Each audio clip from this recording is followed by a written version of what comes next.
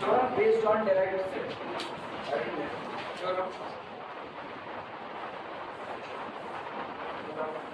based on derived set. Derived set के आधार पर theorem लिखने चल रहे हैं वन बाय वन। हाँ, ये नीचे लाइव ग्रुप नए वाले को जो आगे चल रहे हैं कंप्लीट हुआ। सुनाई दे रहा है? ये समझते कर लिया ना? अच्छा ठीक है। अच्छा बोल दी तेरे क्लास में तेज है, लेकिन फिर भी आवाज नहीं ले रहा है। हाँ। नेकबैंड लगाया करिए, तो नेकबैंड वाले में ऐसा रहता है, नेकबैंड वाले से ज़्यादा पंखे की आवाज़ आती है। हाँ, वो हम नहीं मानते ना। एक तो इतने में 4-4 पंखे चलते हैं ना, उसकी आवाज़ बहुत ज़्यादा से। ईयरफोन लगा करके ट्राई करो।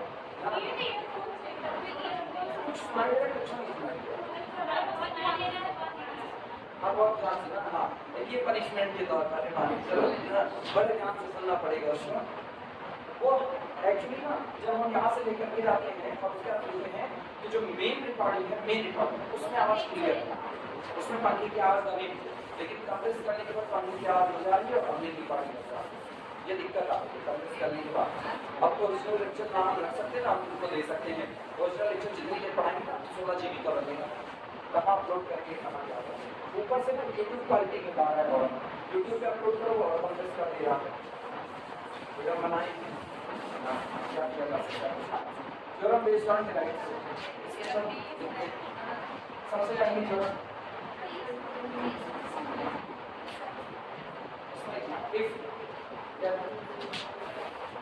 since phi is equal to since phi is equal to the derived set of phi is again phi.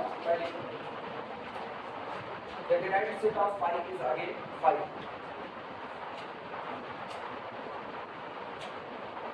The derived set of phi is again phi.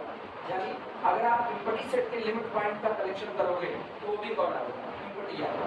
किसी सेट के पास कोई पॉइंट ही नहीं है तो क्या उसके लिमिट पॉइंट खोजे जा सकते हैं? वो भी कैसे? लेट लिखना let small x be any real number. Let small x be any real number. माना small x को दिया गया रियल नंबर, क्या बात है? तो दिक्कत है कि मात्रा इसे बनाई तो दिक्कत तो या इसे phi dash का मतलब है phi का डेराइव। अगर ये दिक्कत लग रही है ये वाला लिखना, ये the derived of phi is again phi। Class पढ़ाते हो ना आँख खुले रखनी पड़ती है, नहीं तो बाद में पीछे बैठ कर ऐसे माथा से पूरे बाद में कहेंगे पढ़ा है हमने समझी नहीं। Let x be any real number and capital M be the NBD of x। हम मान के चलते माना x कोई दिया गया रियल नंबर है और कैपिटल M इसके लिए नेबरहुड का काम करता है। Since phi intersection m minus singleton x, इसका मतलब आप phi के साथ इंटरसेक्शन किसका लिए? डिलीटेड नेबरहुड ऑफ x का लिए। ठीक, the intersection of phi and deleted neighbourhood of x is again कितना? phi। तो वापस कितना आ जाएगा? phi। इसका मतलब ये हुआ कि this implies that x is not a limit point, x is not a limit point of phi। x phi के लिए लिमिट पॉइंट नहीं। अब मतलब समझना इसका, ये आपकी पूरी की पूरी रियल नंबर की लाइन है माइनस इन्फिनिटी से लेकर के कहाँ तक? प्लस इन्फिनिटी तक। हम पूरे रियल नंबर में से अपनी मर्जी से एक नंबर स्मॉल x को चुन लेते हैं। मान लो ये नंबर मेरा x आ गया और हम x का एक नेबरहुड बना लेते हैं, तो x का नेबरहुड चलो यही ले लेते हैं x प्लस एप्सिलॉन, और ये हो गया x माइनस एप्सिलॉन, यानी ये मेरे लिए पूरा कौन हो गया? कैपिटल। अब हम क्या कर रहे हैं, इस पूरे कैपिटल में से केवल x को क्या कर देते हैं? डिलीट कर। तो डिलीटेड नेबरहुड का m माइनस सिंगलटन x कहते हैं कोई दिया गया पॉइंट, बड़ी सुना, कोई दिया गया पॉइंट किसी दिए गए सेट के लिए लिमिट पॉइंट का काम करता है अगर उस दिए गए पॉइंट के किसी भी डिलीटेड नेबरहुड, किसी मतलब सारे डिलीटेड नेबरहुड आप लोग उनका आप सेट के साथ क्या निकाल लो, इंटरसेक्शन, वो आपका इनपुटिंग नहीं आना चाहिए। अगर वो इनपुटिंग ना आए तो दिया गया पॉइंट दिए गए सेट के लिए किसका काम करेगा, लिमिट पॉइंट का। लेकिन अगर ये इंटरसेक्शन क्या आ गया इनपुटिंग, तो क्या वो लिमिट पॉइंट बन पाएगा, नहीं। और फाई के साथ ये कि जब हम x का एक नेबरहुड बनाते हैं और इसमें से x को डिलीट कर देते हैं, बाकी जो बचा उसका हम फाई के साथ इंटरसेक्शन लेते हैं, फाई में तो कुछ भी नहीं, तो ऑब्वियस सी बात है ये इंटरसेक्शन क्या हो जाएगा, इनपुटी। जब आपका इंटरसेक्शन इनपुटी हो गया तो इसका मतलब ये हुआ कि आप जिस x को आपने चुना था वो आपके सेट के लिए लिमिट पॉइंट नहीं बना। और x कैसा नंबर था, आर्बिट्री रियल नंबर, यानी दुनिया का कोई भी रियल नंबर फाई के लिए कभी भी लिमिट पॉइंट का काम नहीं कर सकता, ठीक है ना। तो फाई के डायरेक्ट सेट में कोई जाएगा, कोई नहीं, वो भी क्या होगा,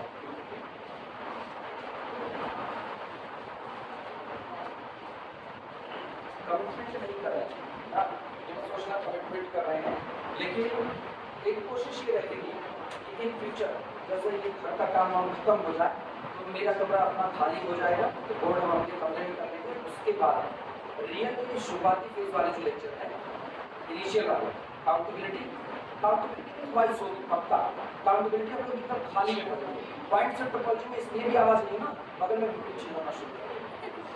हाँ, उनसे विपिन कहेंगे विपिन आवाज़ नहीं कर तो बहुत तेज बोलते हैं, उनकी वजह से भी गड़बड़ी होती है। तो उधर भी काउंटेबिलिटी का लेक्चर जो है एक चैप्टर का, उस लेक्चर में बहुत साफ आवाज़ है, फाउंडेशन में भी आवाज़ साफ, वो समझ में आएगी। पॉइंट्स एंड टोपोलॉजी का पूरा पॉइंट्स एंड टोपोलॉजी का शुरुआती फील्ड लेकर 10-12 लेक्चर जो होते हैं, इस पूरे का हम वापस लेक्चर बना लेंगे घर पर, वो अपलोड कर देंगे, उससे बात करेंगे। अभी तो कोशिश करके सुनने की कोशिश करें, अभी ये करें। अब जिस रियल नंबर को आपने चुना वो दिए गए सेट फाई के लिए लिमिट पॉइंट का काम नहीं किया, लेकिन फाई x कैसा arbitrary number, since x is arbitrary,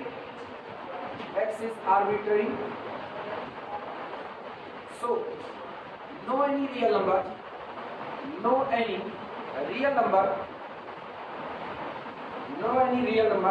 becomes limit point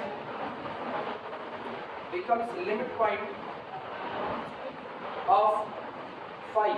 इसलिए कोई भी रियल नंबर फाई के लिए लिमिट पॉइंट नहीं बनेगा, एंड हेंस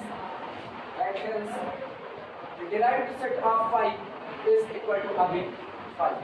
इसलिए phi का derived set फिर से क्या हो जाएगा, phi।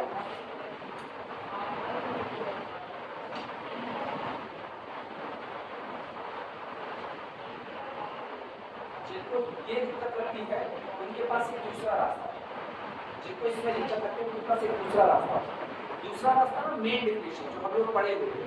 If small x be the limit point of a set, then every neighborhood of small x contain at least one point of our set other than x।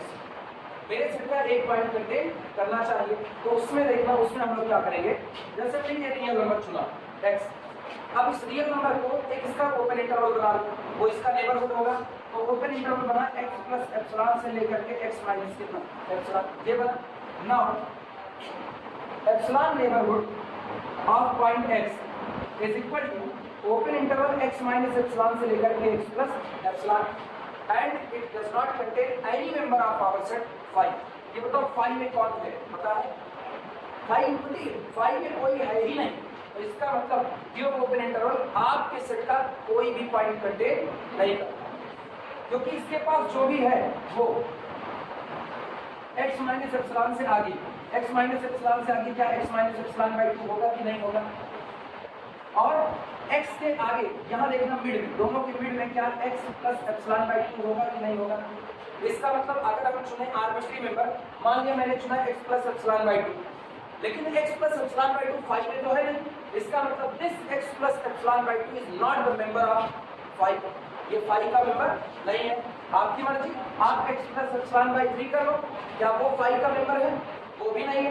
इसका मतलब इस हिस्से में रखा गया कोई भी नंबर मेरे दिए गए इस सेट फाई का पॉइंट नहीं है, यानी ये ओपन इंटरवल मेरे दिए गए सेट के किसी भी पॉइंट को कंटेन नहीं करता है। और जब एक ओपन इंटरवल या एप्सिलॉन नेबरहुड मेरे दिए गए सेट का कोई पॉइंट कंटेन नहीं करता, तो क्या वो पॉइंट मेरे सेट का लिमिट पॉइंट बन पाएगा? नहीं, क्योंकि डेफिनेशन कहती है if small x be the limit point of a set, what is सुना इतना, if small x be the limit point of a set, then every neighborhood of x must contain at least कम से कम one point of our set other than this x. वो इस x को छोड़ करके कम से कम एक पॉइंट मेरे सेट का रखना चाहते हैं, लेकिन मजबूरी है मेरे सेट में कोई पॉइंट ही नहीं, बेचारा रखेगा मेरे सेट का एक भी पॉइंट नहीं रखेगा, और इसलिए 4 चुना गया रियल नंबर मेरे दिए गए सेट के लिए लिमिट पॉइंट नहीं बन सकता। और जब वो मेरे सेट का लिमिट पॉइंट नहीं बन सकता, इसका मतलब दुनिया का कोई भी रियल नंबर फाई के लिए लिमिट पॉइंट का काम नहीं करेगा। जब कोई भी रियल नंबर फाई के लिए लिमिट पॉइंट बनने को तैयार ही नहीं है, तो क्या फाई के डिराइव्ड में कोई आएगा? तो फाई का डिराइव्ड क्या चलेगा?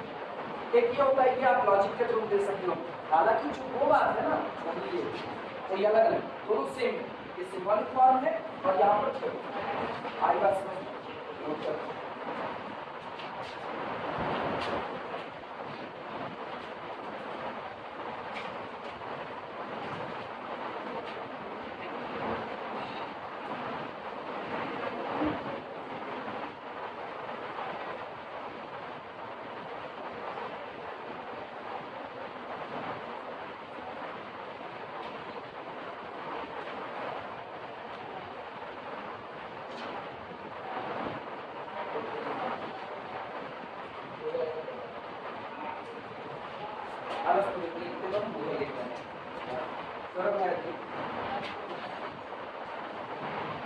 और हमको टाइम याद दिला देना है, if 7:30 if capital A and capital B, if capital A and capital B are subsets of real number set R, then A subset or equal subset of B implies that the derived set of A is the subset or equal subset of derived set of B. A dash में लिख सकते, A dash में लिख सकते। अगर A subset है B का, तो A का derived set सबसेट होगा B के derived set का। derived set इसका कलेक्शन होता है लिमिट पॉइंट का, ठीक? अच्छा, लिमिट पॉइंट कौन होते हैं अपनी भाषा में? लिमिट पॉइंट अपनी भाषा में कौन होते हैं? खास रिश्तेदार ना, जिनसे आपका आत्मीय संबंध है, जो प्रेत है आपके लिए, आपका पीछा नहीं छोड़ेंगे, वो आपके लिमिट पॉइंट, ठीक? अब बात दोहरा, एक परिवार छोटा है, एक परिवार छोटा है और ये किसी परिवार का हिस्सा है, तो इसके जितने खास मेंबर होंगे वो उसी परिवार के रिश्तेदार होंगे कि नहीं? ऑब्वियसली बात, तो इसका मतलब है छोटे परिवार के रिश्तेदार कम होते हैं और बड़े परिवार के रिश्तेदार ज्यादा होते हैं। अरे एक आदमी के, सोचो ये बात बड़ी मतलब प्रैक्टिकल नॉलेज की है, एक आदमी के 3 लड़के हैं और एक आदमी के 5 लड़के हैं, ठीक? इसकी 2 बेटियां हैं और इसके मान लो 2, बराबर, ठीक? अब इसके कितने मेंबर? 3 2 5 और इसके 5 2 7। अब तो एक चीज गौर करना, जब ये इन लोगों की शादी वादी करेंगे तो इनके यहाँ 5 ससुराल तैयार होगी, 3 बेटों की और 2 बेटियों की, और इनके यहाँ 7 तैयार। तो अगर कुनबा बड़ा है तो रिश्तेदारों का झुंड भी क्या बड़ा, प्रैक्टिकल मान लीजिए ये बात समझ में। अब हम लोगों को क्या साबित करना है कि अगर कोई एक परिवार पूरा कंटेंट हो जाए किसी दूसरे परिवार में, तो इसके सारे रिश्तेदार भी उसमें कंटेंट हो जाए, मतलब the derived set of A must be the subset of derived set of B. यही हमको साबित करना है और ये बहुत आसान है, अभी साबित करके दिखाता हूं।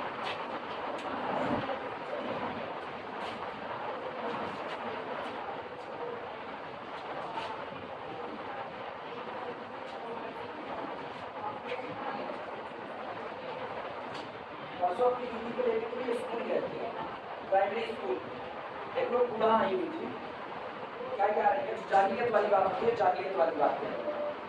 उनके घर के, तुम लोग उनके घर के उनके बेटे के एक ही बेटी, पता है कितने लड़के पढ़ रहे हैं? 7 बच्चे पढ़ रहे हैं।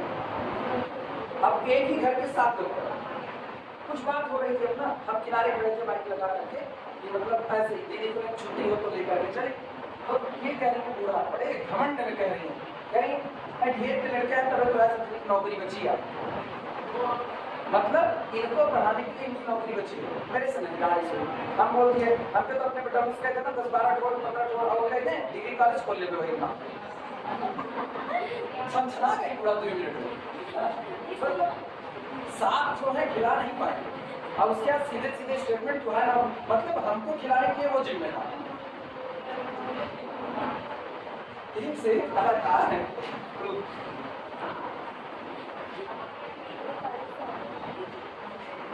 क्रिकेट टीम तैयार कर ले लोग, हिंदुस्तान की टीम ना 20 टीम हो जाएगी, एक इनके घर से एक उनके घर से। अब कोई कुछ काम कर प्रूफ लिखो, चलो प्रूफ करते हैं। सुनो कैसे दिखाएंगे वो ठीक, इसका क्या है, मानस इधर का हो गया है, ये हो गया है।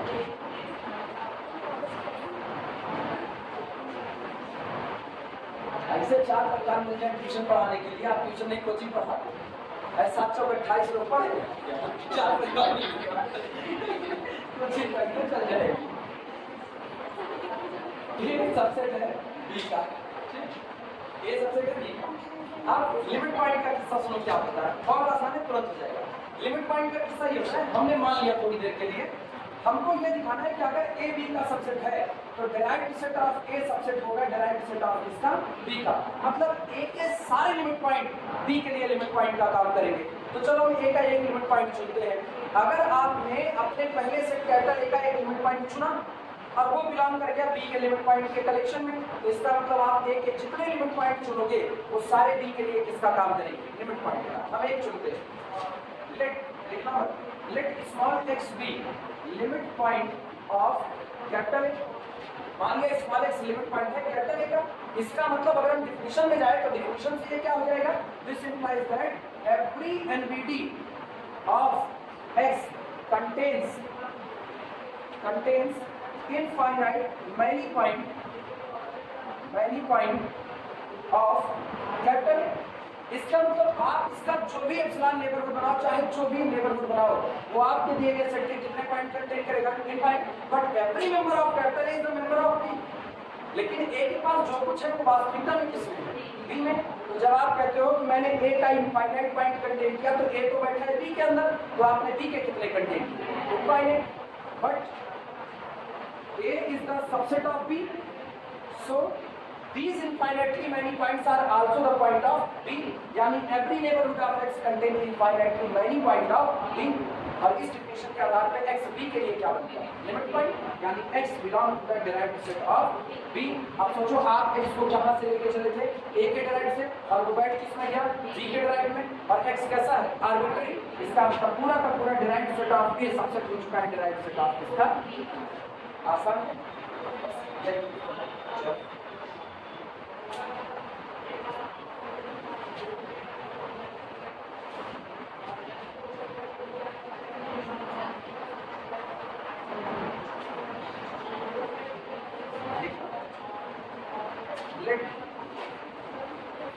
small x belong to the derived set of A।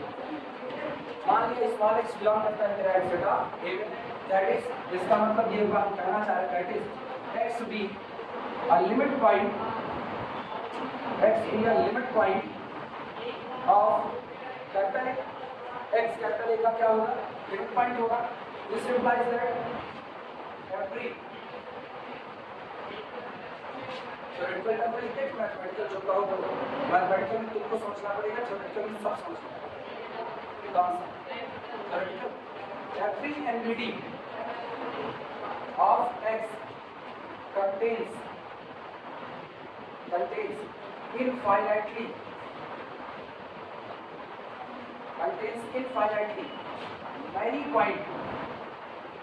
many points of capital A, but A is the subset of B, so these points are also member of capital B, so these points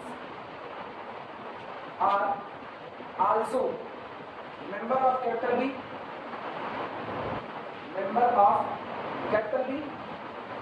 This implies that every NVD of X contains infinitely many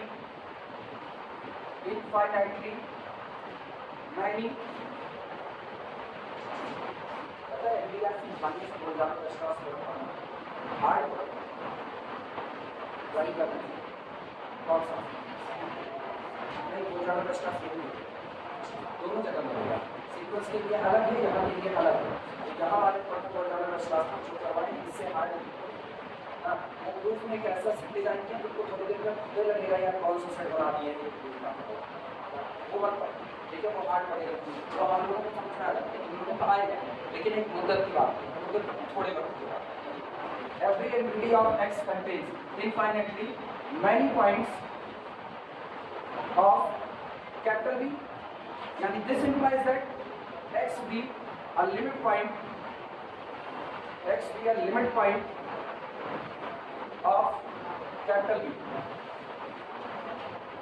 जिस X को आपने माना था कि X belongs to the derived of A वो हो चुका है that is X belongs to the derived set of U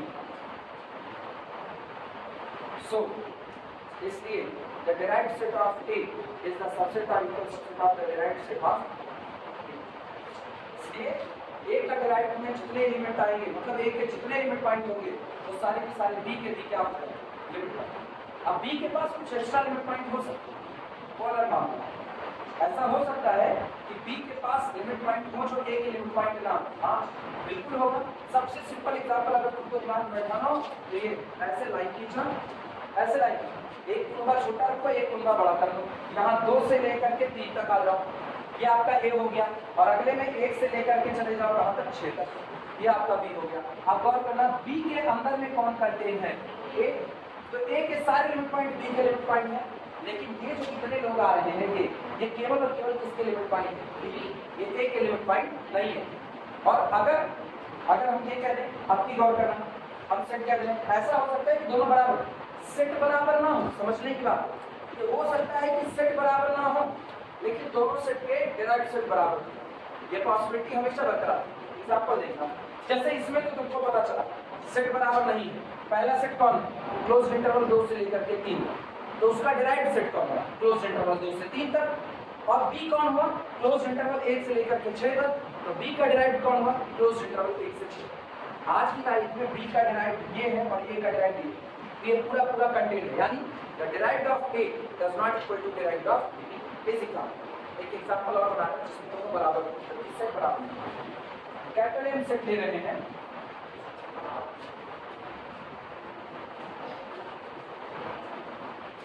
capital A is equal to 1/n such that n belong to the X इसका लिमिट पॉइंट निकाल चुके हैं कितना 0 होगा इसका लिमिट पॉइंट निकाल चुके हैं ये जितने लोगों का कलेक्शन उसमें 1/n टाइप के हम क्या करते हैं दूसरा सेट B बनाते हैं B is equal to 1/n type के लोगों का collection n belong to the natural number set n union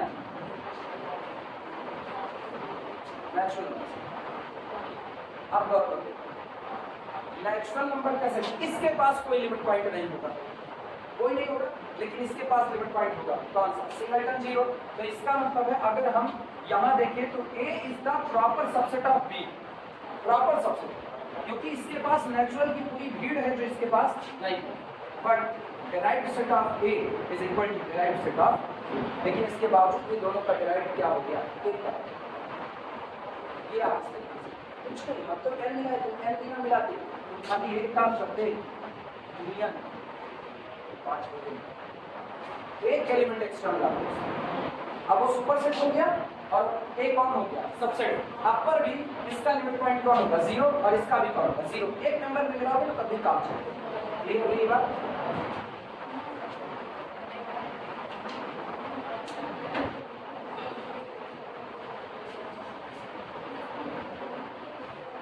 दिमाग चाहे तो लगा बाद में भूल जाएगा दिमाग लगा दो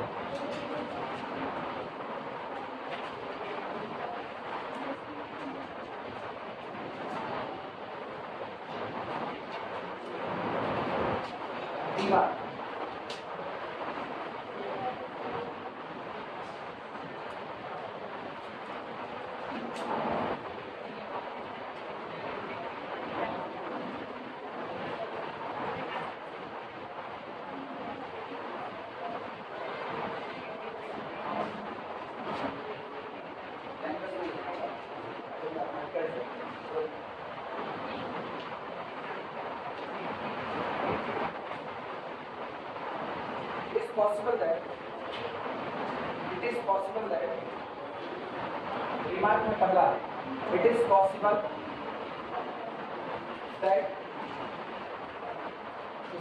that a subset to b proper subset का साइन बनाना it is possible that a proper subset to b but the derived set of a is equal to derived set of b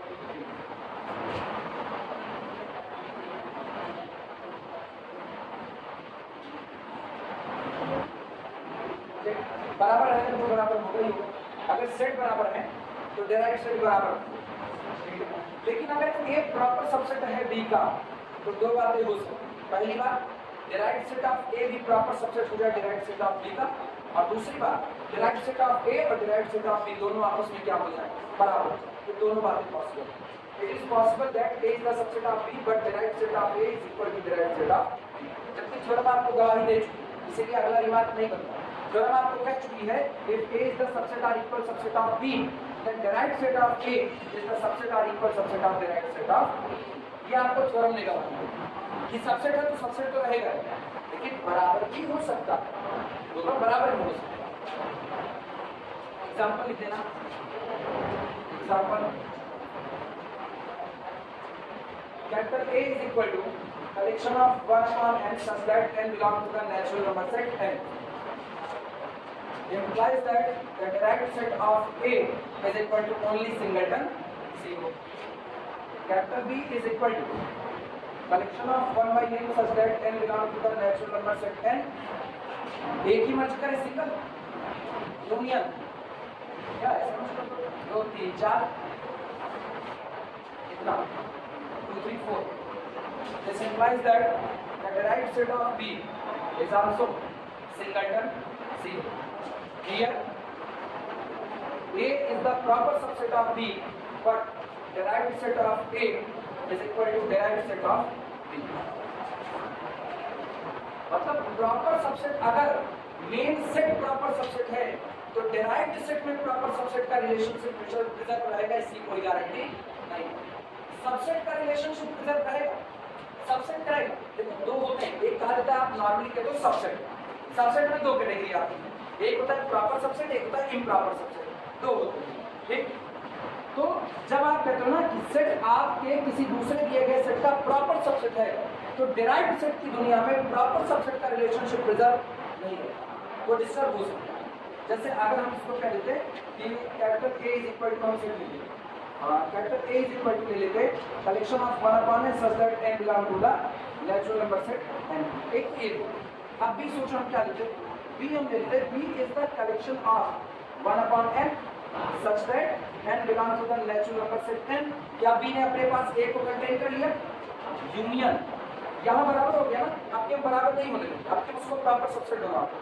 और दूसरा वाला तुम चुन लो 2 plus 1 by n such that n belongs to the natural number set n अब तुमको पता ये वाला सेट कहाँ कन्वर्ट करेगा 2 पर तो एक तो लिमिट पॉइंट आपको 2 मिलेगा और ये कहाँ कन्वर्ट करेगा 0 पर तो एक लिमिट पॉइंट आपको 0 मिलेगा इस केस में देखना यहाँ पर the derived set of A is equal to singleton 0 और यहाँ पर देखना the derived set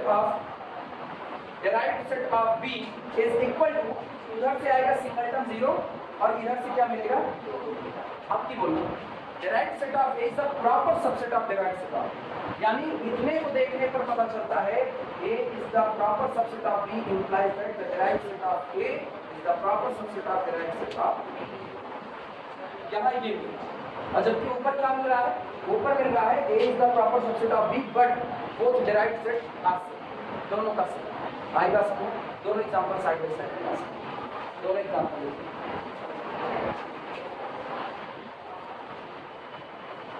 लास्ट में ना हम लोग इन दोनों को मिला करके एक बात निकलेंगे proper subsets relationship does not preserve in the derived set theory derived set की कहानी में प्रॉपर सबसेट का रिलेशनशिप प्रिजर्व नहीं रहता। प्रिजर्व का मतलब संरक्षित बचे रहते।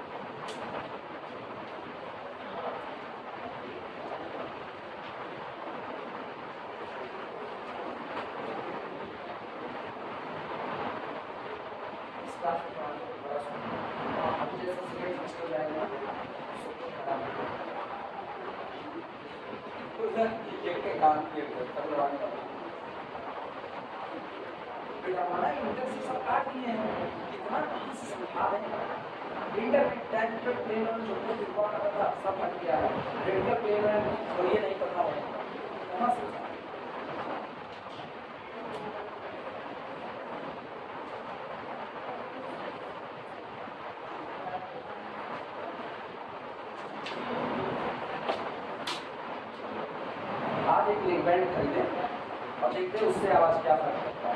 नेक बैंड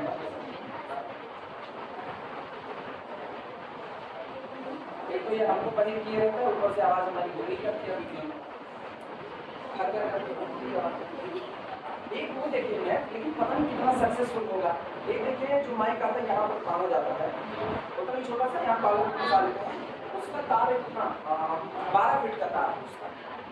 तो मेरे को तो बस इतना चाहिए ना, ज़्यादा से ज़्यादा कितना होगा, ये बहुत ज़्यादा 4 फीट होगा और उसका तार 12 फीट का मतलब तो यहाँ से यहाँ तक टहल सकते हैं। बस यही करना होगा, उसको हाथ में उठा करके चलना।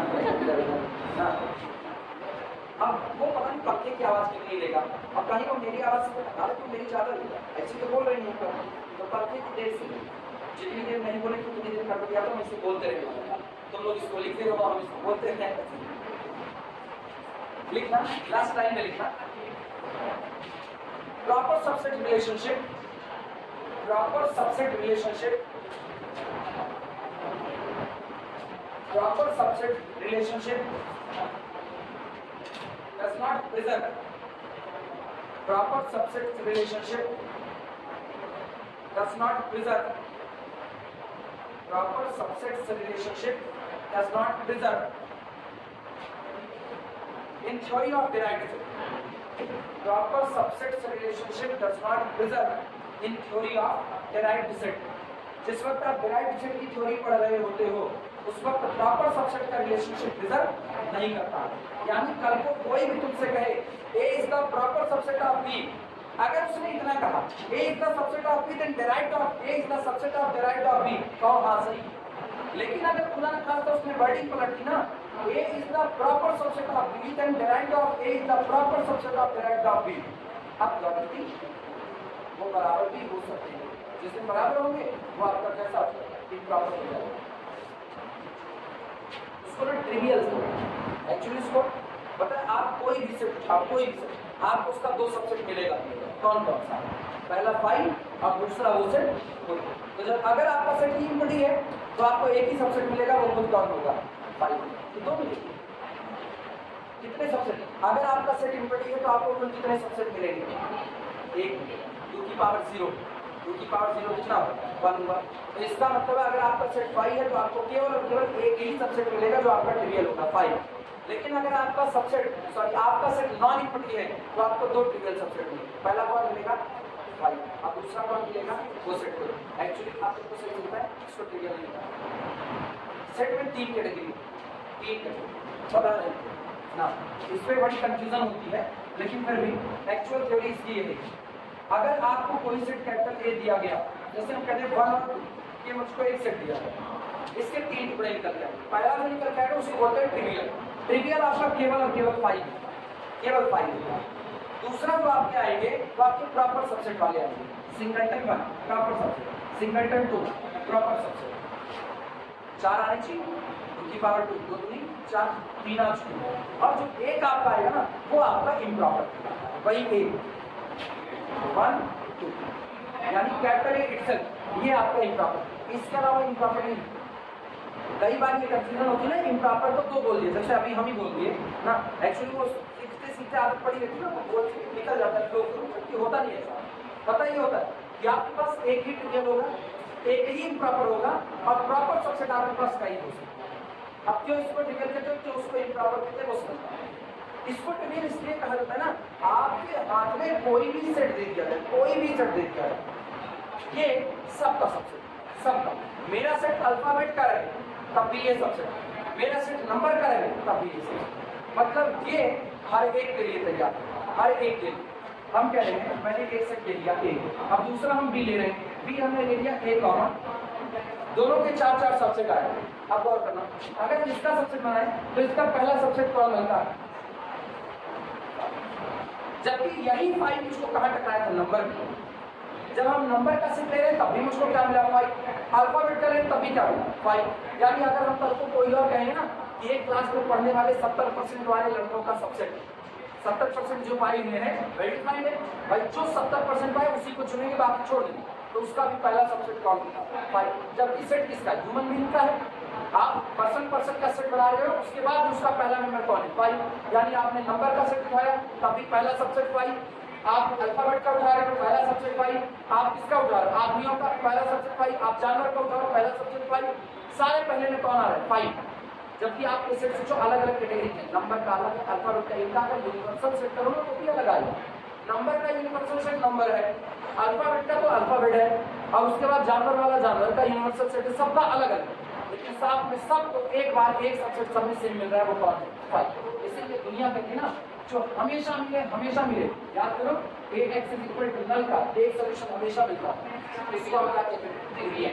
इसका मतलब इसको क्या कहा जाता है ट्रिविया।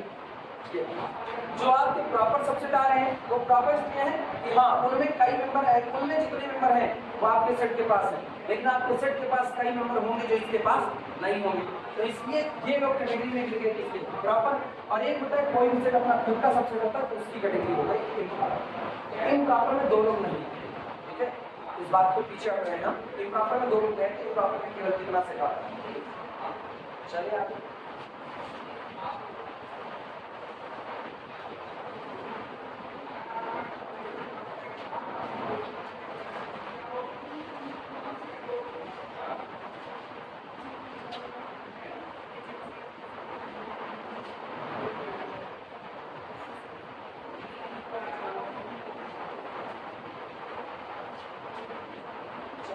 अगली चरण करते हैं।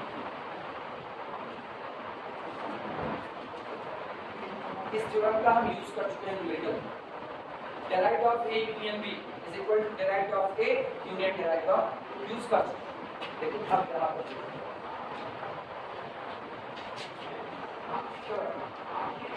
ये एग्जाम में कई बार पूछी है, यूनियन वाले में कई बार पूछी है।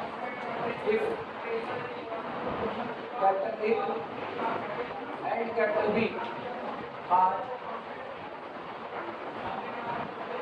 subsets of real number set R, अगर A और B दोनों रियल नंबर के सेट कैपिटल R के सबसेट हैं,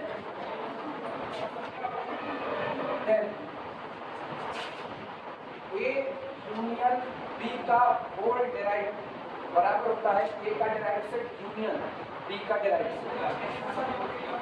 D के फॉर्म में इसको ऐसे लिखा है, that is the derived of A union B, ये लिखना चाहिए ना, is equal to derived of A union derived of B। दो सेट के यूनियन का लिमिट पॉइंट मांगे तो दोनों सेट का अलग अलग लिमिट पॉइंट निकाल के उनका क्या कर दो union. Limit point of the union of two set is equal to union of their individual limit points। अलग थ्योरी में पढ़ सकते हैं, थ्योरी में ही पढ़ा जाएगा। यहाँ limit point of collection of limit point of union of two set is equal to union of limit point of both set individual, उनका अलग अलग लिमिट पॉइंट निकाल के उसका क्या कर दो यूनियन। आई बस चलो फटाफट आपके पास हो जाए कुछ लिखना।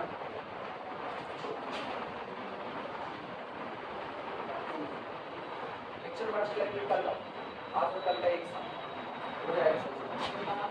प्रूफ में एक बात हम लोग पढ़ चुके हैं, हम लोग एक चीज पढ़ चुके हैं, if a set is the subset of another set then derived set of that set is the subset of that set। आया ना, A subset B then A का derived सबसेट है B का derived है। लिखना since P subset or equal subset of Q implies that P का derived set subset or equal subset of Q का derived set। ये हम लोग लिख चुके ना। अब अगली बात सुनो, ये बताओ यूनियन में कौन आता है? ए के सारे मेंबर, बी के सारे। यूनियन में आ जाएंगे, जो कॉमन है वो कितनी बार आएंगे? एक। तो इसका मतलब ए के सारे मेंबर यूनियन में जा रहे हैं, तो एक बात तय है, A is the subset or equal subset of A union B, क्योंकि ए का सारा मेंबर इसमें चला जाएगा, तो सबसेट तो है ही है। तो दिस इंप्लाइज दैट ए का derived set subset or equal subset of A union B का होल आया ना। इसी तरीके से अगली बात करना, B इज द सबसेट और equal subset of A union B। Union में B के सारे मेंबर जाएंगे और A के भी आएंगे, तो हो सकता है इसके पास एक्स्ट्रा मेंबर हो, लेकिन इसका तो सारा रखेगा।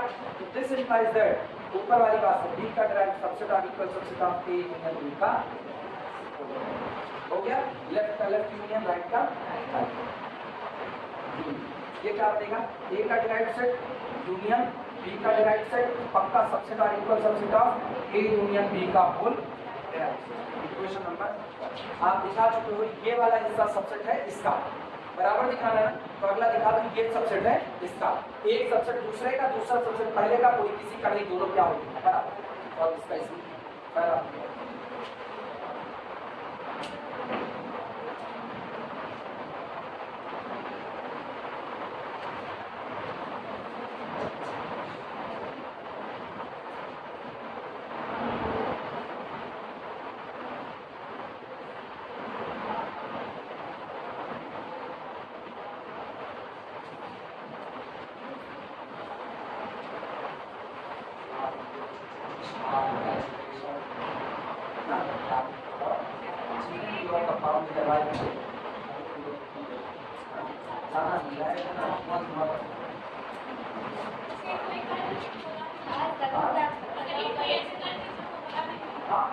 सबसे आसान काम ये धुआं धुआं करो बस। क्या है ना, आप वासे को देख के जाओ ना, इसलिए एक के बाद तो इतना धुआं मारेंगे, मतलब इतना प्रैक्टिकल करेंगे कि लैब धुआं धुआं हो जाए। बाद में गाना गाते हुए निकलो वहाँ से, ये धुआं धुआं सारा खेल मारेंगे तो भागे। इसीलिए ये सब काम करना हुआ ना, बात तुम लोग प्रोफेसर आपको सिखाए, हम ऐसा कुछ नहीं सिखा रहे। आगे लेना इसको, इसका सबसेट निकाले चलो लिखना। नाउ वी शो दैट, अब हम दिखाएंगे कि now we show that A union B का whole derived is the subset और इक्वल सबसेट ऑफ A का डिराइव्ड यूनियन B का। अब मेरा एम ये, अब हम ये दिखाने चलो। कैसे दिखाओगे? सेम बात, एक झोला दूसरे झोले में कंटेंट हो रहा है, ये ऐसे दिखाते हैं इस झोले के सारे एलिमेंट उस झोले में चले जाए, यही तो होता है। तो चलो इसका एक पॉइंट लेकर के चलो, मतलब आप कहो माना x A यूनियन B के डिराइव्ड में है, जो A यूनियन B के डिराइव्ड में होगा वो A यूनियन B का लिमिट पॉइंट होगा। तो आप कहो माना x A यूनियन B का लिमिट पॉइंट है। अब आप साबित करो, या तो ये x A का लिमिट पॉइंट रहा होगा या तो B का। अगर वो A का लिमिट पॉइंट रहा होगा तो इसमें होगा A डैश में, तो A dash union B dash में आ ही जाएगा। और अगर वो B का लिमिट पॉइंट रहा होगा तो किसमें आएगा? B डैश में, फिर यूनियन में शामिल हो जाएगा। यही काम लिखना, let small x belong to the A union B का whole derived implies that x be a limit point of A union B। x A union B का क्या होगा? लिमिट पॉइंट होगा। अब 2 मिनट ये लिख करके ले जाना, मेरे साथ बनेगा और देखना कैसे।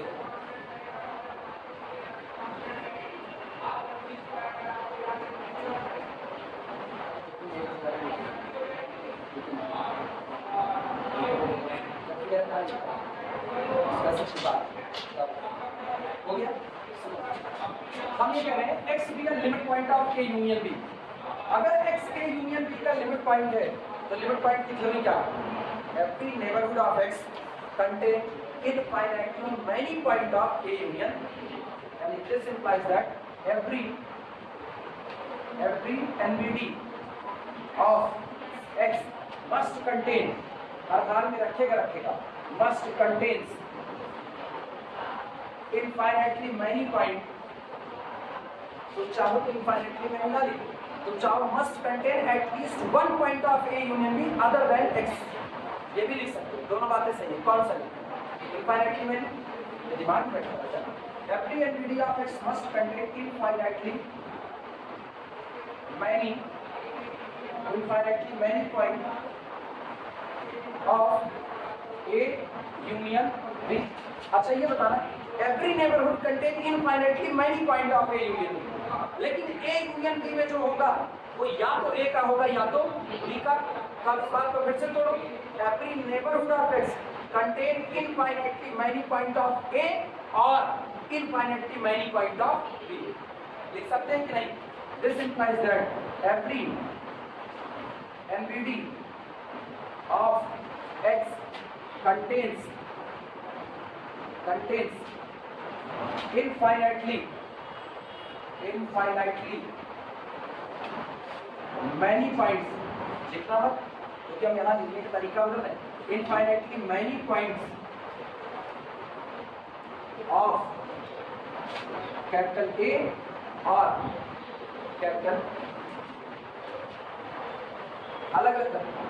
Every NBD of X contain infinitely many points of capital A और infinitely many points of capital, या तो वो A के होंगे या तो B के. अब एक एक हिस्सा लेना.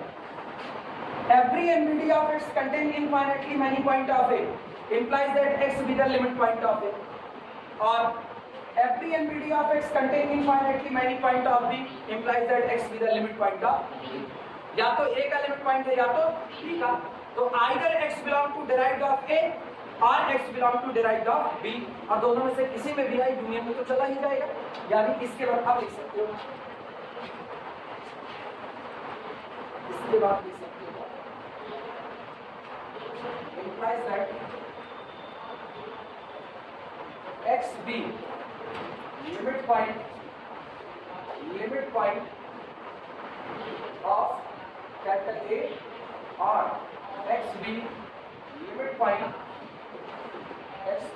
point of capital B. ये थोड़ी लंबा जा रहा है, सिंबॉलिकली तो बड़े छोटे हो जाते हैं, क्योंकि सिंबॉलिकली ये सारी बातें लिखनी नहीं पड़ेगी, लेकिन हाँ सिंबॉलिकली आपकी समझ बड़ी अच्छी होनी चाहिए, तभी ये बात हो सकती. अब सिंबॉलिकली कोई करा सकता. This implies that either X belong to the derived set of A dash कर रहे थे ना, वही symbol. X belong to A dash और X belong to B dash. This implies that X belong to the A dash union B dash.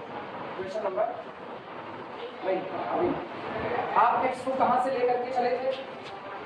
A union B के whole derived से, और बैठ किस में गया? A derived union B derived में. तो this implies that A union B का whole derived is the subset or equal subset of A derived union B derived. Equation number 2. अब 1 और 2 तुम्हारे आसपास लिखा है. From 1 and 2 both are same. From equation 1 and 2, A union B का whole derived is equal to A का derived union B derived, और numerical में इस्तेमाल करके दिखा चुके हैं. ठीक, ये जीरा बात है ना, और आज की चर्चा इसी पर रोकते हैं.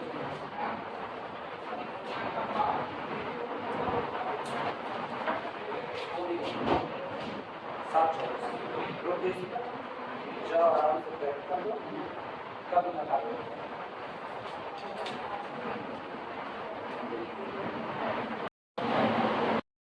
चलो अभी सब लिखो, जो कल लिखी उसमें आ गई. अब इंटरसेक्शन लिखो, जरूर लिखना. If capital A and capital G are any subset of R, if capital A and capital B are any subset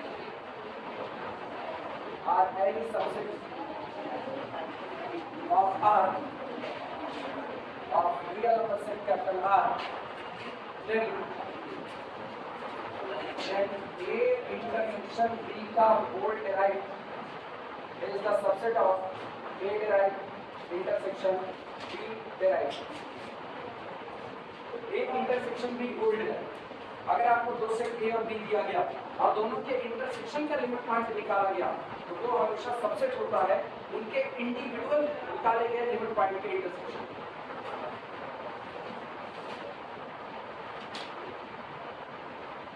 पहले एग्जांपल से चलो वेरीफाई ये लिखो एग्जांपल।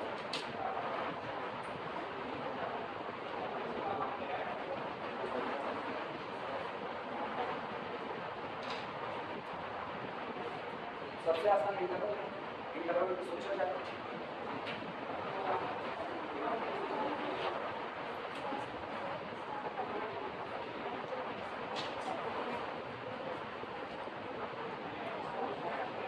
चलो एग्जांपल उठाएं, ध्यान देना।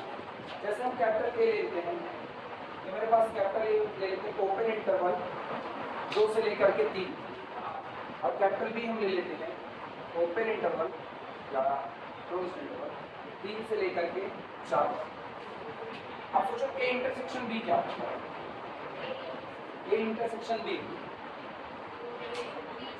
5 ए इंटरसेक्शन बी तो कुछ पता ही नहीं। अरे लाइन की तरह कैपिटल ए है 2 से लेकर के 3 तक, लेकिन कहाँ ओपन, ठीक। और बी जो शुरुआत है वो 3 को रखा हुआ है। अगर ये अपने पास 3 को रख लेता तो 3 दोनों में कॉमन हो जाता और 4 पर क्लोज है तो कुल मिलाकर के दोनों में कुछ भी कॉमन नहीं है। ऐसे में ए इंटरसेक्शन बी आपका क्या हो जाएगा 5। और अगर कोई सेट 5 हो गया तो उसका डायरेक्ट सेट वो भी 5, यानी ए इंटरसेक्शन बी का होल डायरेक्ट इज आल्सो 5। पहली बात। दूसरा चलो निकालते हैं ए का डायरेक्ट सेट। ए का direct set is equal to, बोलो इसका डायरेक्ट सेट क्या होगा? ओपन इंटरवल का डायरेक्ट सेट होता है क्लोज इंटरवल, आया ना 2 से लेकर 3 तक। और बी के लिए देखते हैं तो बी का direct is equal to close interval 3 से लेकर के कहां तक? 4 तक। अब दोनों का इंटरसेक्शन निकालो ना। A direct intersection B direct is equal to कितना? सिंगलटन 3। और मेरे को पता है फाइनाइट सेट का कोई भी लिमिट पॉइंट नहीं होता, यानी ए डायरेक्ट इंटरसेक्शन बी, अरे कुछ उल्टा कर दिया ना, बिल्कुल। ए डायरेक्ट कितना है? क्लोज इंटरवल 2 से लेकर के 3 तक। बी डायरेक्ट कितना है? 3 से लेकर 4 तक। तो A direct intersection B direct is equal to 3। एक ही संख्या बस इतने तो हमको चाहिए और एक मेरे पास आ गया। अब तुम एक चीज करो, ए इंटरसेक्शन बी का होल डायरेक्ट क्या इम्पॉर्टेंट, और जबकि इंडिविजुअल जब आप डायरेक्ट सेट निकाले हो और उसके बाद इंटरसेक्शन ले क्या वो फाई आया है? नहीं, यानी एक बात तय हो चुकी है कि phi is the subset of आया। Phi is the subset of, ये फाई किसकी जगह पर है? ए इंटरसेक्शन बी का whole direct is the proper subset of A direct intersection B. कहां पर प्रॉपर सबसेट आया? ठीक। अब एक देखते हैं यहाँ पर क्या ये दोनों बराबर भी आ सकते हैं कि नहीं आ सकते, वो भी पॉसिबिलिटी चेक करेंगे। बहुत सिंपल है। कैपिटल ए को हम लोग ले लेते हैं, capital A is equal to close interval 2 से लेकर के 3 पर क्लोज, आया ना। और कैपिटल बी हम लोग ले लेते हैं, capital B is equal to close interval 3 से लेकर के कहां तक? 4 तक। तो ये बताना ए इंटरसेक्शन बी क्या होगा? A intersection B singleton 3। तो इसका डायरेक्ट क्या होगा? ए इंटरसेक्शन बी का होल डायरेक्ट फाई होगा। अब दोनों का अलग अलग देखो, उसमें क्या आता है? फिर से प्रॉपर सबसेट किया जाएगा। ए का डायरेक्ट खुद क्लोज इंटरवल 2 से लेकर के 3 तक। और बी का डायरेक्ट अगर बात करें तो बी का डायरेक्ट कौन होगा? पूरा 3 से लेकर के कहां तक? 4 तक।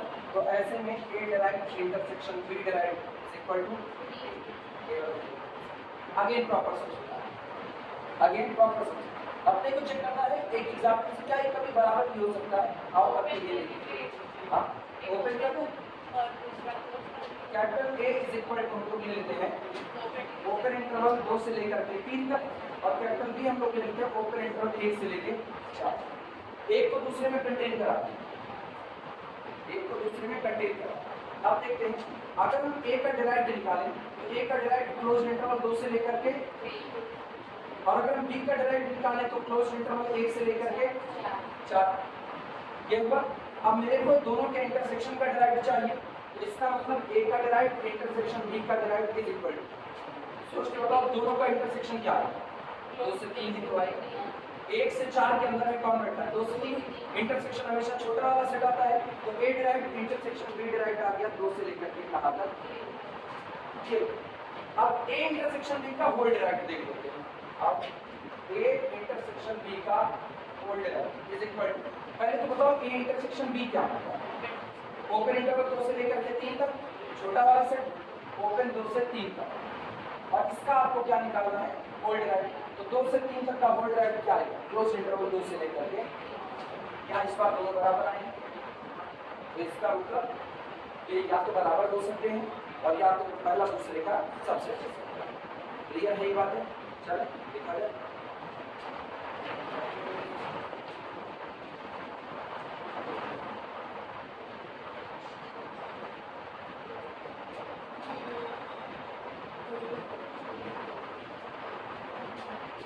बाकी के 2 लेक्चर नए कंप्लीट हुए,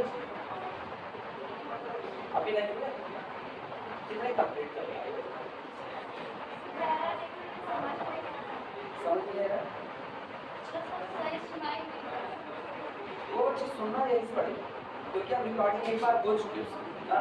अब आज जो फ्रेंड के लिए बोले हुए हैं, आज में फ्रेंड आएगा तभी कुछ हो पाएगा, तब तक के लिए हम अनायास थोड़ी कैसे, हम इसीलिए पहले हम करवाए थे छुट्टी करने से पहले ही कि हम जून में पढ़ाएंगे हम तय किए थे पहले, तब सारे लोग हामी भरे हाँ जाते वक्त शुरुआत में, और उसके बाद जून तक लोगों को गर्मी लगने लगी, जून तक पढ़े तब यहाँ पढ़ लें, तभी जुलाई शुरू करते ना, यहाँ से काउंटेबिलिटी का पहला चैप्टर किया, यहाँ से फाउंडेशन था, अब कहीं फाउंडेशन चला तो 4-4 घंटे की क्लास चली फाउंडेशन में। फाउंडेशन की मेरे ख्याल से तकरीबन 4 लेक्चर होंगे, 3 लेक्चर 4 लेक्चर, 312 घंटे की क्लास खाली फाउंडेशन जो अभी अपलोड नहीं की। अडियर में मैं बहुत बड़ा, अडियर में हर जगह मैं बहुत बड़ा, इसीलिए हम पहले हाथ लिखवा रहे हैं, और ये आज का नहीं है, ये हमेशा का है कि हम हमेशा मौका पाते हैं, हमको एक्स्ट्रा चाहिए था। अब मतलब पता क्या है, अब एक ही रास्ता है बस, वो खुदा से बनाओ कि वो रास्ता आ जाए, बस एक ही रास्ता और कोई दूसरा रास्ता नहीं। भगवान से बनाओ कि ऐसा कुछ हो, चमत्कार होगा, वो चमत्कार होगा और कुछ नहीं होगा। प्रूफ नहीं हो, सिंस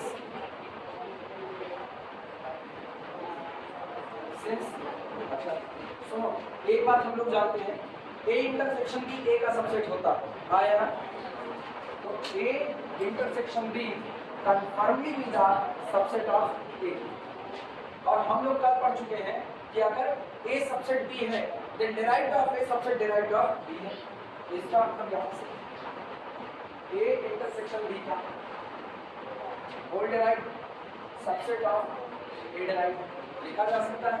इसी तरीके से and A intersection B is the subset of B implies that a intersection b का whole derived is the subset of b derived। अब लेफ्ट का लेफ्ट इंटरसेक्शन, राइट का राइट इंटरसेक्शन कितना बनेगा, a इंटरसेक्शन b का whole derived, क्योंकि ये दोनों सेट सेम है तो इंटरसेक्शन में सेम आएगा, is the subset or equal subset of a derived intersection b derived। Proof हो।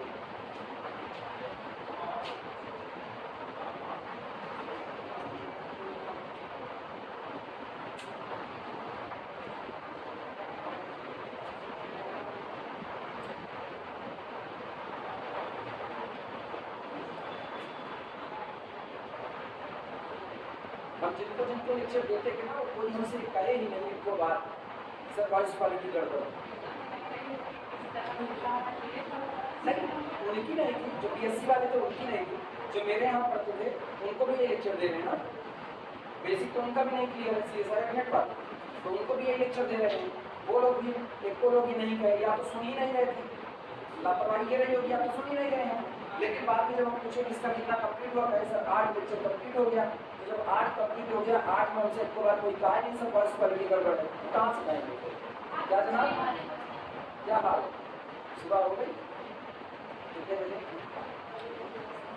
ज्वाइन किए कि नहीं? ज्वाइन किए कि नहीं? ज्वाइन किए कि नहीं?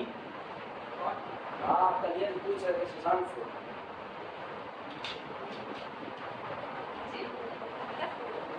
अरे मंडे से, मंडे से। अब मंडे आएगा तो फिर संडे से। नहीं मंडे। हाँ। कौन हाँ, सबसे इम्पोर्टेंट, अगर आपका सेट बाउंडेड है, ध्यान देना, अगर आपका सेट बाउंडेड है और आपने बाउंडेड सेट का डिराइव्ड सेट निकाल लिया, पक्का बाउंडेड है। किसी भी बाउंडेड सेट का डिराइव्ड सेट कभी भी अनबाउंडेड नहीं हो सकता। अगर आपका सेट बाउंडेड है तो आपका डिराइव्ड सेट कैसा होगा? बाउंडेड। चलो देखिए,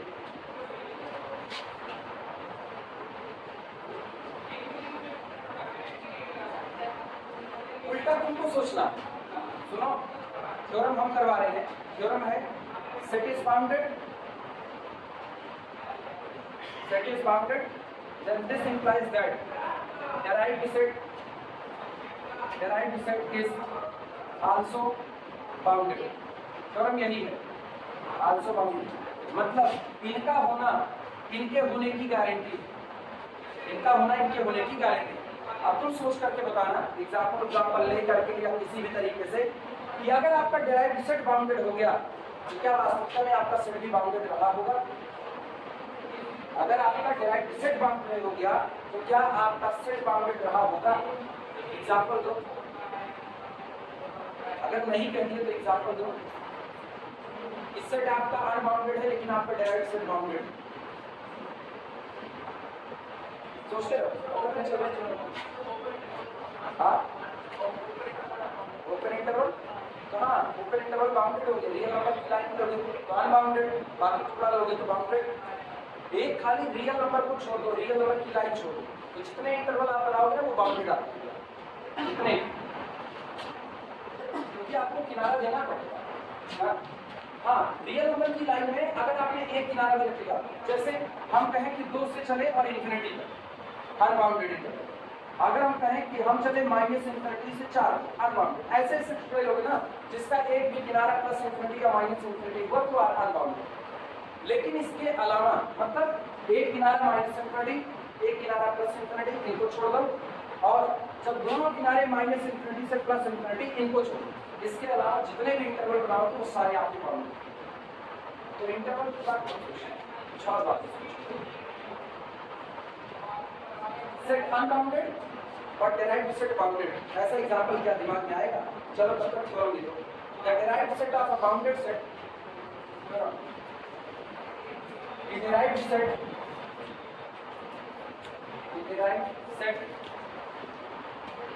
of a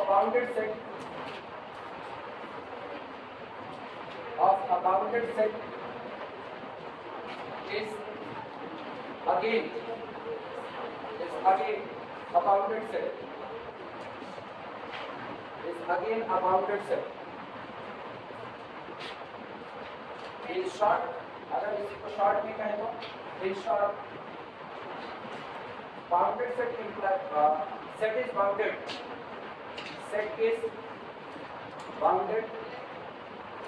implies that derived set is bounded. Derived set is bounded. अगर आपका सेट बाउंडेड होगा तो आपका derived set भी बाउंडेड होगा।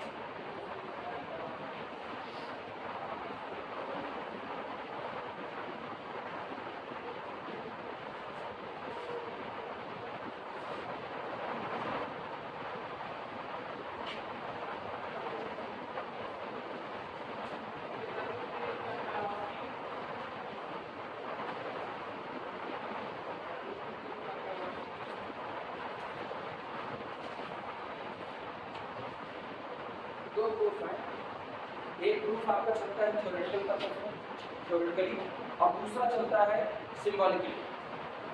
कौन सा हम करवा देंगे? एक ही करना है।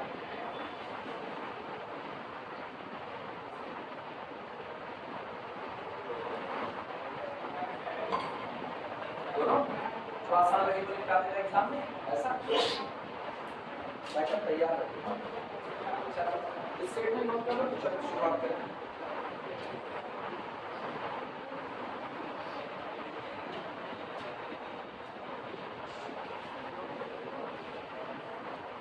स्टेटमेंट नोट कर लो। आप देखिए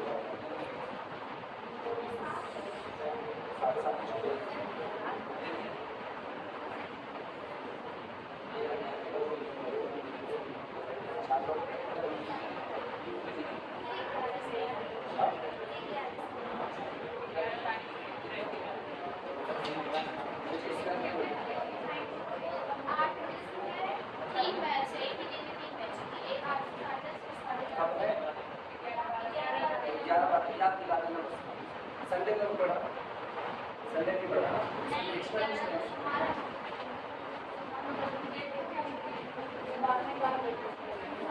चलो उठ सकते हैं। सबसे पहले थ्योरेटिकल वाला बता दें, लिखना प्रूफ। सुनो ध्यान देना, वन बाय वन एक एक स्टेप ध्यान देते रहो और सोचो प्रूफ कैसे होगा। इन्होंने एक गारंटी दे दी है कि आपका सेट बाउंडेड है। अगर मेरा सेट बाउंडेड है तो ये बात तय है कंप्लीटनेस की प्रॉपर्टी से रियल नंबर की फील्ड कैसी होगी, कंप्लीट ऑर्डर फील्ड। तो अगर मेरा सेट बाउंडेड है तो उसका जो सुप्रीमा और जो इंफीमम होगा वो रियल नंबर में बिलोंग करेगा। यानी कि power set is bounded there supremum and infimum must exist, दोनों आएंगे। तो चलो हम अपने सेट का सुप्रीमम मान लेते हैं और अपने सेट का इंफीमम मान लेते हैं। लिखना लेट आना A be the subset of real number set R. Proper subset लिखना। Let A be the subset of real number set R. क्योंकि A खुद R नहीं हो सकता। अगर A R हो गया तो अनबाउंडेड हो जाएगा। With infimum and supremum, with infimum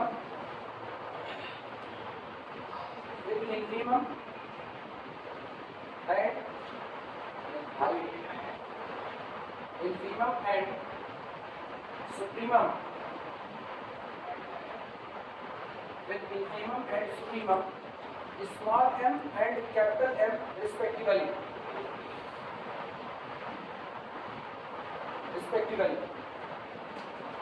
अब ये मान रहे हैं कि माना मेरा दिया गया सेट बाउंडेड है जैसा कि आप कह रहे हो, और अगर मेरा सेट बाउंडेड है तो मेरे सेट के पास इंफीमम भी है और मेरे सेट का सुप्रीमम भी मौजूद होगा। अब अपने दिमाग में बात सोचो, ये रियल नंबर की लाइन है जो फैली हुई है माइनस इन्फिनिटी से लेकर के कहां प्लस इन्फिनिटी तक, और आपका सेट इसी के बीच में कहीं पर लाई कर रहा है। चलो मान लेते हैं ये मेरे सेट का पहला मेंबर है, इसको हम कहते हैं x1, ये मेरे सेट का दूसरा नंबर x2, ये x3, सो आगे इस तरीके से चले। हमको ये नहीं पता है, अच्छा सेट दोनों तरफ जा सकता है, मे भी मेरे सेट के मेंबर इंक्रीजिंग ऑर्डर में हो, मे भी किधर डिक्रीजिंग ऑर्डर में, तो आप इसको पहला मेंबर कहने का जो कि ना ही वो ज्यादा अच्छा है, कहीं भी जा सकता है। हम करें मेरे सेट के लिए जो इंफीमम है वो कौन है, स्मॉल। चलो मान लिया यहाँ पर इंफीमम मौजूद है, कौन, स्मॉल है, और सुप्रीमम भी कहीं ना कहीं मौजूद है, तो सुप्रीमम सेट के सारे मेंबर से भी बड़ा होगा, तो यहाँ पर मान लेते हैं ये सुप्रीमम है, कैपिटल। अब ये बताओ रियल नंबर की लाइन पर अगर मैं क्लोज्ड इंटरवल बना दें स्मॉल m से कैपिटल M तक, तो वो क्लोज्ड इंटरवल मेरे सेट के सारे पॉइंट को अपने पास कंटेन कर लेगा। मेरा सेट इंटरवल हो ये कोई जरूरी नहीं है। एग्जांपल से बात समझना, रियल नंबर की लाइन पर 2 से लेकर के 3 तक ये हमने ले लिया ओपन इंटरवल, आया ना। तो इस ओपन इंटरवल के लिए इंफीमम कौन होगा, 2, सुप्रीमम कौन होगा, 3 होगा। अब हम इस पर बैठा दें क्लोज। तो तुम एक चीज गौर करो, मेरे पास एक क्लोज इंटरवल आ गया है जिसने मेरे पूरे सेट को अपने पास कंटेन कर लिया। Open interval 2 3 that is our set capital A must contain in small m से लेकर के कैपिटल M, जहां पर स्मॉल m कौन 2 और कैपिटल M कौन है। हाँ यार, ये तब तक कहानी है जब अपना दिया गया सेट क्या है, इंटरवल है। लेकिन मेरा सेट इंटरवल हो ये कोई जरूरी तो है नहीं। अब विदाउट इंटरवल देखना क्या है, जैसे मान लो विदाउट इंटरवल दिया जाए, अगर मेरा सेट मुझको दिया गया रियल नंबर की लाइन, ये 1 है, ये 1/2 है, ये 1/3 है, ये 1/4 है, सो ऑन टेंडेंसी 0 की तरफ जाने की है, तो मेरे सेट का इंफीमम कौन, मेरे सेट का सुप्रीमम कौन, तो ये आपका हो गया स्मॉल m, वो आपका हो गया कैपिटल M। अब जरा तुम एक क्लोज इंटरवल बना लो, क्लोज इंटरवल 0 से लेकर के 1 तक, क्या ये मेरे सेट के सारे पॉइंट को अपने पास कंटेन किया है, आया ना। क्या इसमें 1 है? क्या इसमें 1/2 है? क्या इसमें 1/3 है? मेरे सेट का हर मेंबर इसके पास है। इसका मतलब our set capital A must be the subset of 0 से लेकर के 1 तक, that is equal to close interval small m minimum to supreme. यानी ये बात तय हो चुकी है कि अगर आपका सेट बाउंडेड है तो आपके पास इंफीमम और सुप्रीमम को लेकर के बनाया गया एक क्लोज इंटरवल ऐसा होगा कि our set must be the subset of that close interval. सही है गलत? लिखा जाए इस बात को।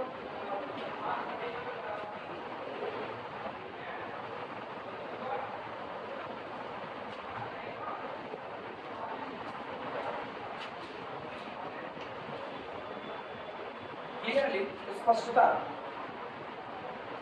Clearly, our set capital M must be the subset of closed interval small m to capital M। Subset आगे कोई सबसेट कर सकते हैं। Our set must be the subset of closed interval small m से लेकर के कैपिटल M। हमको दिखाना ये है मेरे सेट का जो डिराइव्ड सेट होगा वो भी कैसा रहेगा, बाउंडेड होगा। लिखना we shall show that, हम ये दिखाएंगे we shall show that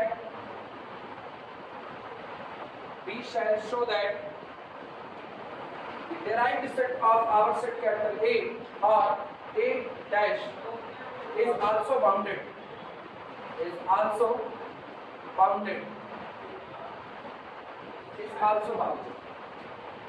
और पता है डिराइव्ड सेट को अगर आपको बाउंडेड दिखाना है तो आप एक बात दिखा दो कि आपके डिराइव्ड सेट का कोई भी मेंबर स्मॉल m से नीचे और कैपिटल M के ऊपर नहीं जा पाएगा। इतना दिखा दो, मतलब आप ये दिखा दो कि सेट का लोअर बाउंड ही डिराइव्ड सेट का लोअर बाउंड होगा, सेट का इनफीमम आपके डिराइव्ड सेट का लोअर बाउंड होगा, आपके सेट का सुप्रीमम आपके डिराइव्ड सेट का क्या हो जाएगा, अपर बाउंड। केवल यही इतना बात।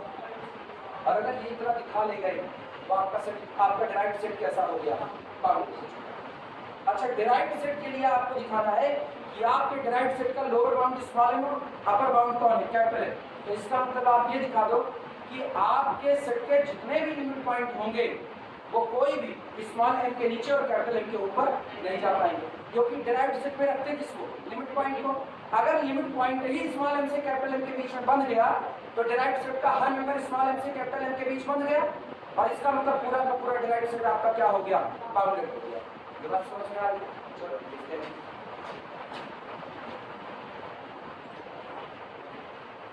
दैट इज, इसका मतलब लिखो, इसका मतलब दैट इज अर्थात no limit point of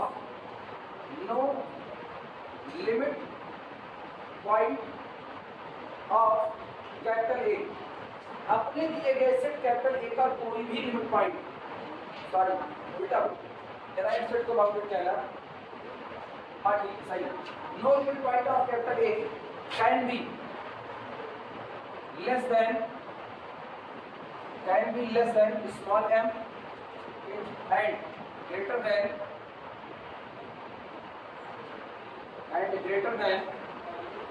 capital M।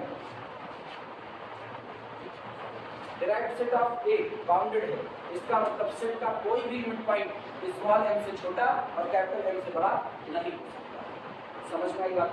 Note कर।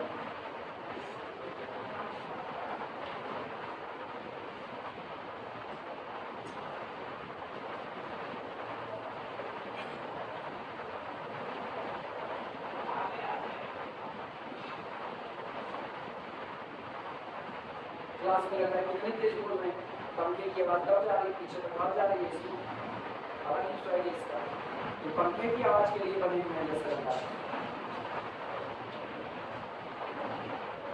निकाल, इसी तरह निकाल ना, फ्लैगशिप फोन जितने आते हैं वो यही हरकत कर, वो 3.5 mm का जैक देना बंद कर रहे हैं, इसलिए 3.5 mm का जैक देंगे तो आप लीड कितने में खरीदेंगे, टाटा नीली कितने में खरीदोगे, बहुत ब्रांडेड खरीदोगे तब 500-600 रुपया खर्चा कर दोगे, और नहीं तो लोग 100 रुपये 130 रुपये में खरीद के काम चलाते हैं। मेरे जैसे लोग जरूर काम चलाते हैं और अपनी क्वालिटी ठीक ठाक होती है। कुछ दिन के बाद होता है कि दिमाग में टीचर चलता रहता है इधर उधर, लेकिन उसके पहले ठीक है, एक कान का मसला है दूसरे का, लेकिन अपने लोग इससे ज़्यादा नहीं खर्चा करते। अभी क्या है, जब 3.5 mm का चेक देना बंद कर दिया तो या तो गाना अल्लाह करके पूरे कमरे में सुनो, और आप ये खरीदो, अब ये खरीदोगे तो चलो 1200 का मिनिमम, जो काम आप 130 रुपये में कर रहे थे, मतलब कंपनियां गजब की लूट मचाई पड़ी। और ऐसे ऐसे दिमाग में अपने कहते हम जो बैटरी इंजेक्ट कर दिए कि आपका मोबाइल हल्का हो जाए, यार हमको लोड़े मोबाइल नहीं चाहिए हमको हल्का, लेकिन बैटरी तो बदल पाए, बैटरी हीट होने लगे। और पहले मोबाइल आते थे जब बैटरी हीट होती थी ना, मतलब करते जाकर स्विच ऑफ निकाल के बैटरी अलग कर देते थे, ठंडी होगा। अभी क्या, अभी अगर मोबाइल आपकी हीट हो गई, नॉर्मल नहीं हीट हो, लेकिन फिर भी अगर गर्मी का मौसम, जैसे हम वीडियो कंप्रेस करते हैं 35,000 का मोबाइल, लेकिन हीट होता है, वीडियो कंप्रेस करेंगे भयंकर हीट होगा। अब इसके बाद हम उसको ले कूलर क्या करते हैं, और ये तुमको हवा देगा, अपनी हवा ना नहीं, इनको कूलर की हवा देगा, ये तो हाल है। नहीं तो ठंडा कहाँ होता है, ठंडा वेंटिलेटर वाले तो किनारे नहीं होता।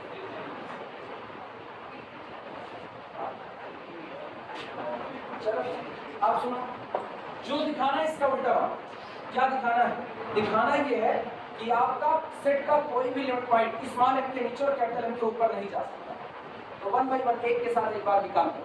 आप मान लो, माना अगर पॉसिबल है तो मेरे पास एक लिमिट पॉइंट ऐसा आता है जो स्मॉल एम के नीचे आता है। Let if possible there exist at least one limit point small p which is less than infimum small m। ये आप लिखा, और जैसे आप निकाल लिमिट पॉइंट स्मॉल एम के नीचे आया तो ये लिमिट पॉइंट है, ये आपके सेट का कई मेंबर कंटेन करेगा, इनफाइनाइटली मैनी मेंबर। बस इसी थ्योरी को पकड़ करके दिखाओ भैया, ये जो बात माने हो ये बात कभी भी सही नहीं हो सकती। इसका मतलब कोई भी लिमिट पॉइंट स्मॉल एम के नीचे नहीं आ सकता। और जो प्रोसेस इसमें करोगे तो यही प्रोसेस फिर उल्टा किया जाएगा, let it possible small p is greater than capital M, और फिर आपको एक कंट्राडिक्शन मिलेगा। इसका मतलब स्मॉल p यानी आपका लिमिट पॉइंट ना तो स्मॉल m के नीचे जा सकता है ना कैपिटल M के ऊपर, तो रहेगा दोनों के बीच में।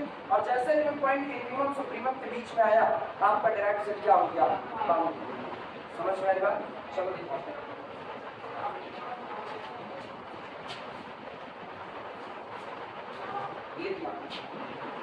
let if possible, let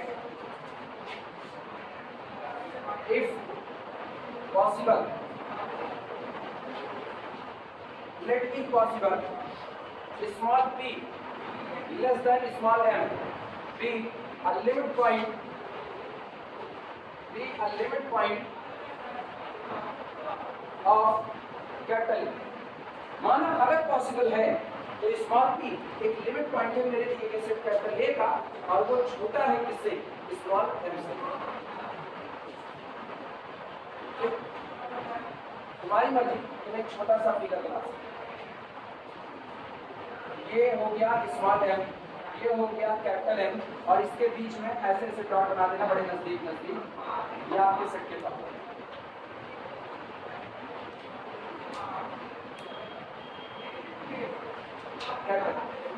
ये आपके सेट के पॉइंट, पूरा सेट कैपिटल है नहीं, जो पॉइंट आपने बनाए वो आपके सेट के पॉइंट। कितने पॉइंट है, इनफाइनाइट, क्योंकि लिमिट पॉइंट का कॉन्सेप्ट ही तब आता है जब आपका सेट कैसा होगा, इनफाइनाइट। फाइनाइट सेट के पास कोई लिमिट पॉइंट नहीं होता। आप दिमाग लगाओ, आप माने क्या हो, सोचो आप माने क्या, p भी द लिमिट पॉइंट, यही तो माने हो। दूसरी बात आपने माना अगर पॉसिबल है तो p स्मॉल m से छोटा है, अगर p स्मॉल m से छोटा है तो p यहाँ कहीं पर मान लो, लेकिन गौर करो स्मॉल m एक रियल नंबर, p दूसरा रियल नंबर, और दो रियल नंबर के बीच में कुल कितने real number, infinite real number. हाँ या ना, मानते हो। अब सोचो ये जो डिस्टेंस आपकी आई, ये डिस्टेंस ये कितनी है, m माइनस बड़े में से छोटा घटाओ, रियल नंबर की लाइन पर उधर बढ़ते और पीछे कम होते, तो m माइनस p डिस्टेंस आई, इसको आप क्या मान लो। और जब m माइनस p एक आपकी एप्सिलॉन डिस्टेंस है, तो आप अपने इस लिमिट पॉइंट p का एप्सिलॉन नाइबरहुड जरूर ड्रा करो। इसका एप्सिलॉन नाइबरहुड क्या होता है, दिस, हाँ है ना। और ये एप्सिलॉन नाइबरहुड आपके सेट का एक को पॉइंट कंटेन नहीं करेगा, एक भी नहीं।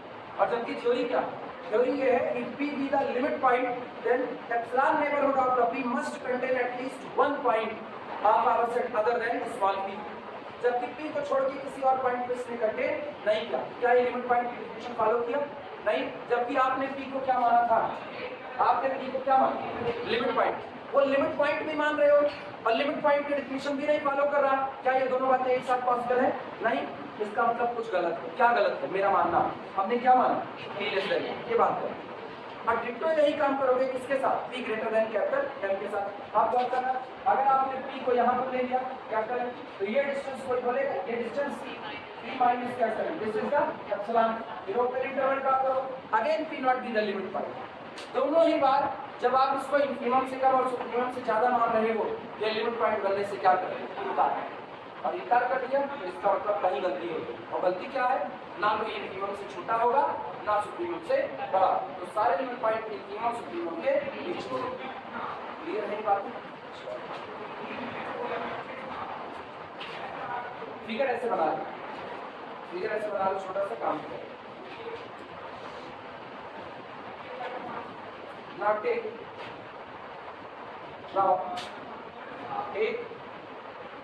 epsilon is equal to the small m minus p. Now take epsilon is equal to m minus p. This implies that इसका मतलब ये हुआ, here exists one NBD of small p which contain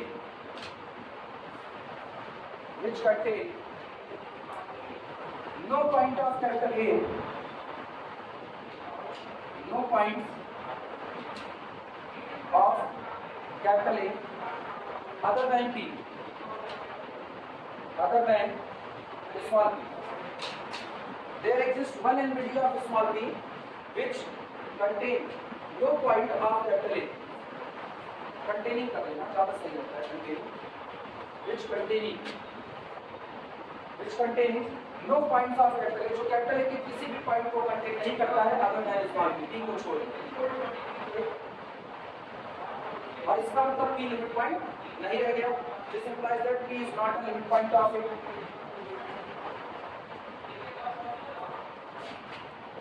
This implies that p is not a limit point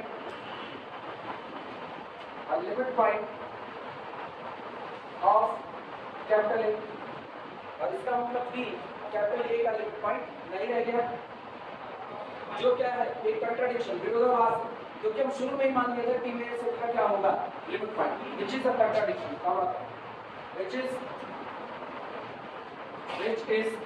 a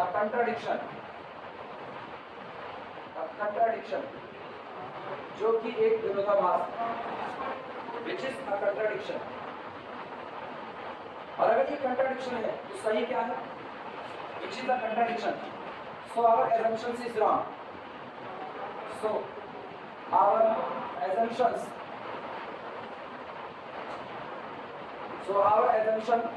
is wrong, इसलिए हमारी अवधारणा गलत है, and p is not less than small, और p small m से छोटा नहीं हो सकता। दूसरा इसका दिखाना नहीं पड़ता, जो कैपिटल M से बड़े वाली बात है उसको आप सिमिलरली लिखो, ये पूरा लिखना तो लैंग्वेज बोले, और ये इंपॉर्टेंट थोड़ा मैं शेयर कर देना।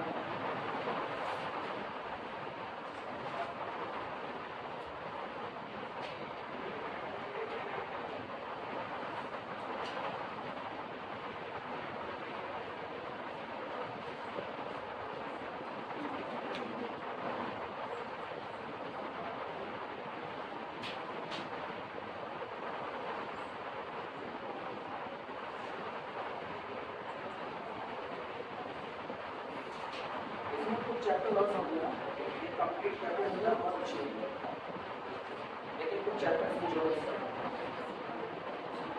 मेट्रिक स्पेस नहीं है, मैक्सिमम मिलना नहीं है, ऐसे देख श्लोकों की से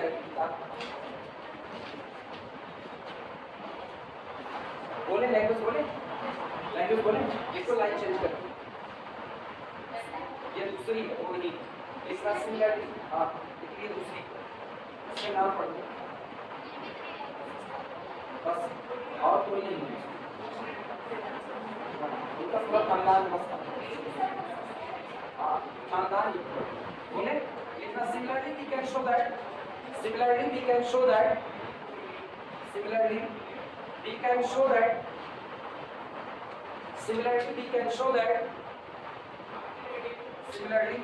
that no limit point of capital A no limit point of capital A,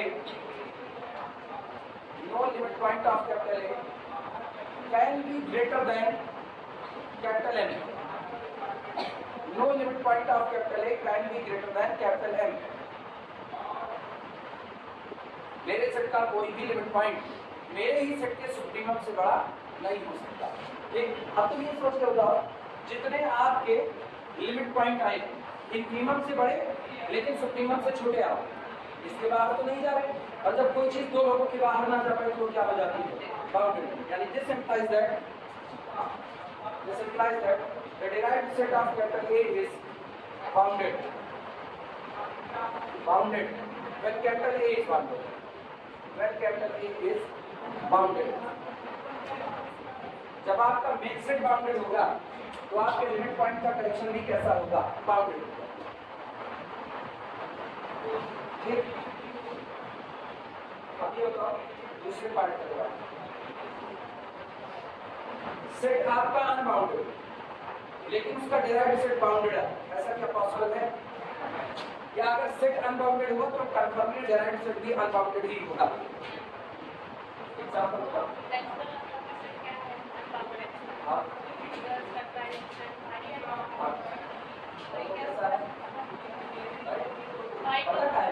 याद करके बताओ, सोच करके जवाब दो।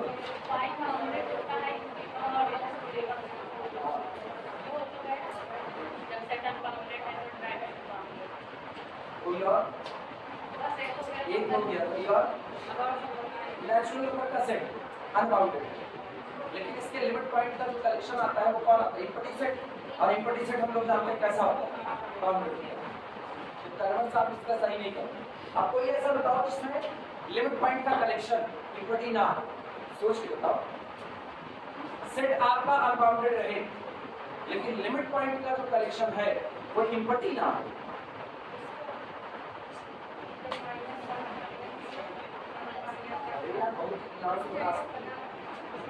बहुत इतना दिमाग चलाओ बस, खाली इतना तुमसे ना रॉकेट साइंस नहीं मांग रहे, हम तुमसे बहुत आसान से सवाल मांग रहे हैं।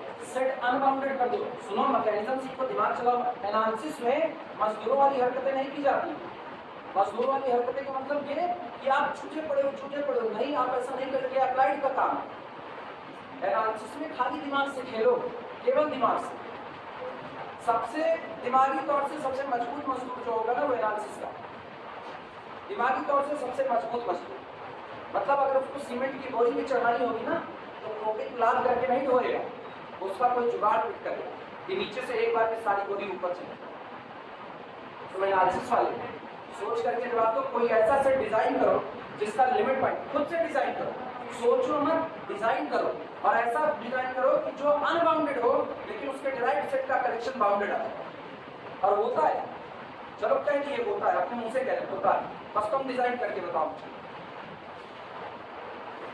कर सकते हो डिजाइन, बिल्कुल कर सकते हो, बहुत आसान सा होगा, बस दिमाग अपना दौड़ाते रहो बस।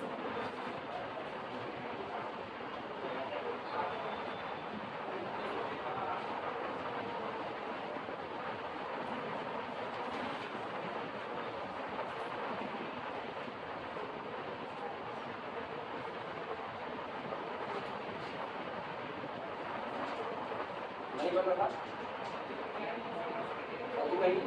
नहीं बना। पुराने लोग शशिकांत नहीं बन रहा, ट्राई करो, बनेगा ना, अपना टाइम आएगा।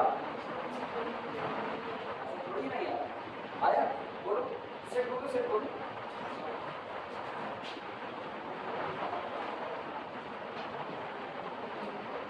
One two three up to so on, n is unbounded, derived factor. ये जीरो का लिख दियो बच्ची, जीरो का लिख दियो।